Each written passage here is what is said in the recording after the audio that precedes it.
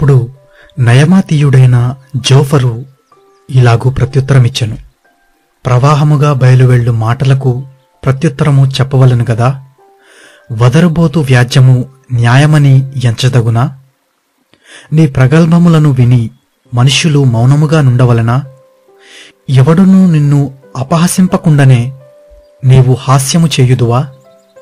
నా ఉపదేశము నిర్దోషమనియు, దేవా, నీ దృష్టికి నేను పవిత్రుడననియు నీవనుచున్నావే. దేవుడు నీతో మాట్లాడిన మేలు, ఆయనే నీతో వాదించిన మేలు, ఆయనే జ్ఞాన రహస్యములు నీకు తెలియజేసిన మేలు. అప్పుడు జ్ఞానము నీ యోచనకు మించినదని నీవు తెలుసుకొందువు. నీ దోషములో అధిక భాగము దేవుడు మరచిపోయి ఉన్నాడని తెలుసుకొనుము. దేవుని గాఢాంశములను నీవు తెలుసుకొనగలవా? సర్వశక్తుడగు దేవుని గూర్చి నీకు పరిపూర్ణ జ్ఞానము కలుగునా? అది ఆకాశ వీధి అంత ఉన్నతమైనది. నీవేమి చేయుదువు? పాతాళము కంటే లోతుగానున్నది. నీవేమి ఎరుగుదువు? దాని పరిమాణము భూమి కంటే అధికమైనది. దాని వెడల్పు సముద్రము కంటే అధికమైనది. ఆయన సంచారము చేయుచు ఒకని చెరలో వేసి వ్యాజ్యమాడ పిలిచినప్పుడు ఆయన నడ్డగింపగలవాడెవడు? పనికిమాలిన వారెవరో ఆయనే ఎరుగును గదా.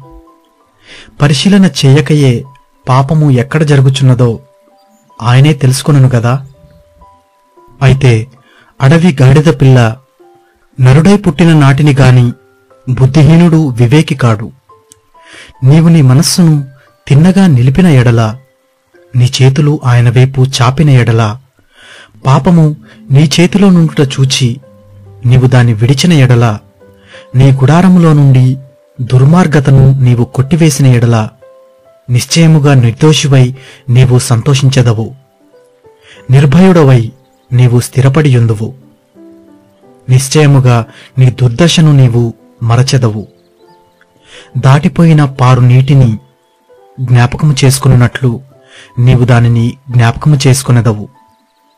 అప్పుడు నీ బ్రతుకు మధ్యాహ్న కాల తేజస్సు కంటే అధికముగా ప్రకాశించును. చీకటి కమ్మినను అది అరుణోదయము వలె కాంతిగా నుండును. నమ్మకమునకు ఆస్పదము కలుగును గనుక నీవు ధైర్యముగా ఉందువు. నీ ఇంటిని నీవు పరిశోధించి సురక్షితముగా పండుకొందువు. ఎవరి భయము లేకుండా నీవు పండుకొందువు.